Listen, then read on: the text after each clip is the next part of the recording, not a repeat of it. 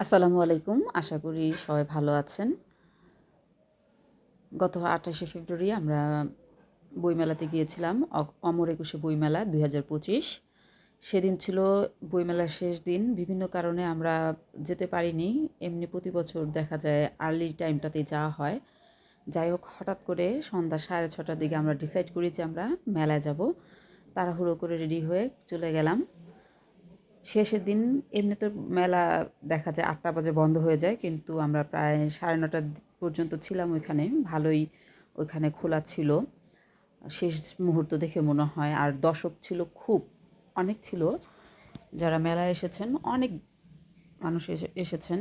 শেষ দিন আবার ১ বছর পরে আসবে মেলা, তাই সবাই এসেছেন শেষ দিনে কেনাকাটা করতে। যাই হোক, আমার কাছে মেলাটা খুবই ভালো লেগেছে। বইগুলো খুব ভালো ভালো মানের ছিল, ভালো লেখকের ছিল।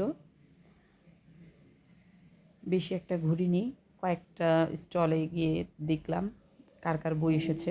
সবাই ভালো থাকবেন। আল্লাহ হাফেজ।